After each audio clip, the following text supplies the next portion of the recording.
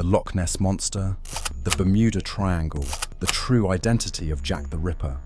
Throughout the long course of human history, our world has always been filled with mysteries that science, no matter how advanced it becomes, still cannot fully explain. Some stories come from distant places. Some events happen right in the middle of crowded cities. Some mysteries have existed for hundreds of years, while others occur in the modern era, right in front of millions of witnesses. And football, the most popular sport on the planet, sometimes contains mysteries like that as well. One of the strangest stories in football history happened in the summer of 1998 at the Stade de France during the World Cup final between Brazil and France. Even though nearly 3 decades have passed, that night is still remembered as one of the most puzzling moments the sport has ever witnessed. It was the night when Ronaldo Nazario de Lima, the best player in the world at the time, appeared on the pitch like a completely different person. This is not the phenomenon who terrified the world with his incredible speed and technique, not the striker who had already won the Ballon d'Or and FIFA World Player of the Year award twice. Instead, it was a lost Ronaldo drifting through the biggest final in world football. So what exactly happened to him? Even today, no one can give a completely certain answer. Before the 1998 World Cup final, Brazil were widely considered the strongest team in the tournament. They were the reigning world champions and had a squad full of talent with names such as Cafu, Roberto Carlos, Rivaldo, Bebeto, and Captain Dunga. But above all of them, Ronaldo was the center of attention. At just 21 years old, he had already become the biggest superstar in world football. To understand how shocking that night truly was, it is important to understand who Ronaldo was at that time. By 1998, Ronaldo had already conquered European football. After exploding onto the scene with PSV Eindhoven, he moved to Barcelona in 1996 and produced one of the most astonishing individual seasons football had ever seen. In just 1 year, he scored 47 goals in all competitions, combining blistering pace, extraordinary dribbling, and ruthless finishing in a way the sport had rarely witnessed. His famous solo goal against Compostela, where he ran through half the opposing team before scoring, became one of the defining moments of his career. Soon after, he joined Inter Milan and continued to dominate the game. Defenders all over Europe struggled to stop him. His acceleration was terrifying, his balance was almost unnatural, and his ability to finish under pressure made him one of the most complete strikers in football history. With terrifying speed, dazzling technique, and deadly finishing, Ronaldo was the striker every defense feared. On the road to the final, he scored 4 goals and played a crucial role in Brazil's attacking system. His performance in the semi-final against the Netherlands was even considered one of his most impressive displays of the entire tournament. That match went to penalties after a tense draw, and Brazil eventually prevailed. With all of that, no one doubted that Ronaldo would be the main character of the final in Paris. But everything began to turn strange just a few hours before kickoff. At around 7:48 p.m. on July 12, 1998, exactly 72 minutes before kickoff at the Stade de France, the starting lineups of Brazil and France were submitted to FIFA and distributed to the press as usual. This was normally just a routine procedure before any major match. After everything that had happened during the tournament, nobody expected Brazil or France to introduce any surprises in their starting teams. But when Brazil's lineup sheet was printed, everyone in the press room was stunned. The lineup listed Tafarel, Cafu, Junior Baiano, Alder, Roberto Carlos, Leonardo, Dunga, Cesar Sampaio, Rivaldo, Bebeto, and Edmundo. A completely unexpected name. There was no Ronaldo. At first, many journalists assumed it was simply a typing error, but it wasn't.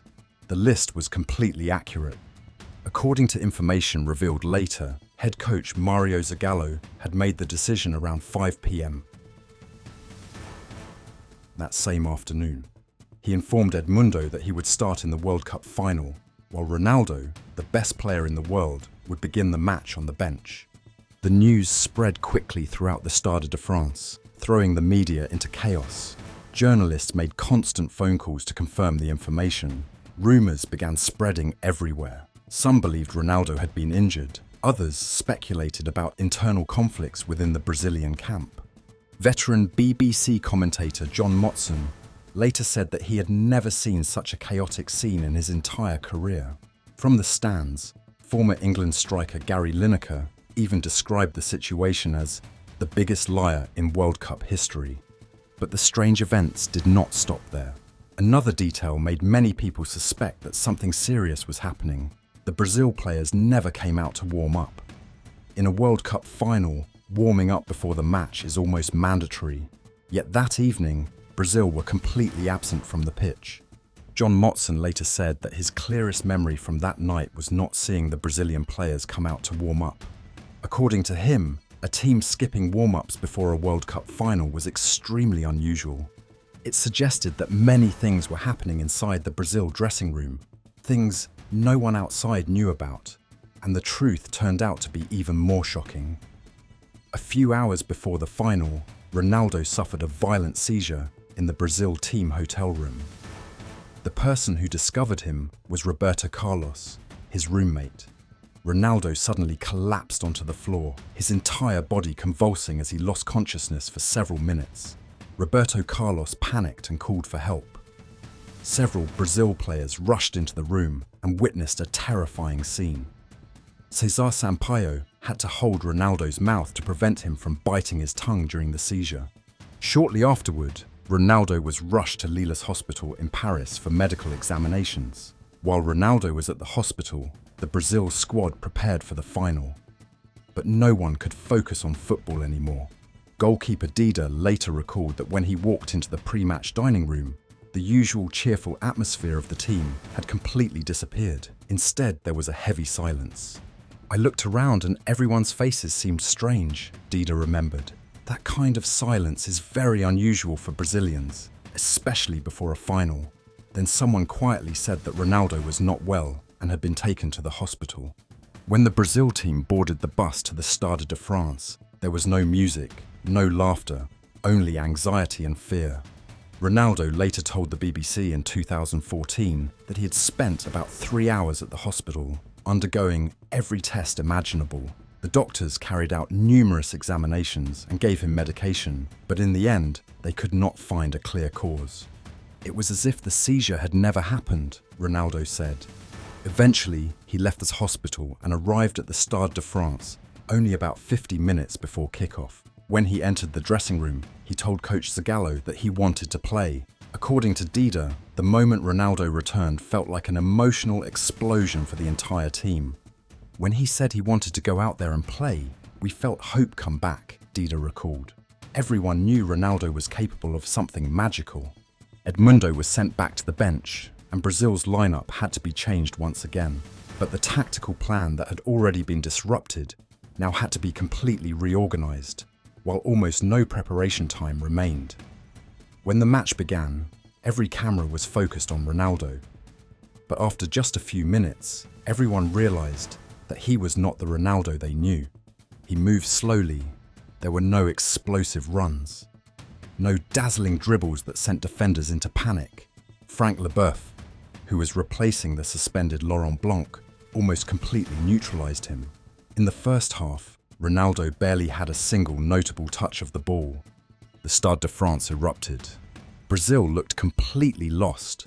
Their passes lacked rhythm, their attacks lacked sharpness, and their defense struggled to cope with France's physical presence. In the second half, the situation did not improve. France continued to control the game, and in stoppage time, Emmanuel Petit scored the third goal, sealing a historic 3-0 victory for the host nation. For France, it was the greatest night in the country's football history. For Brazil, it was a nightmare.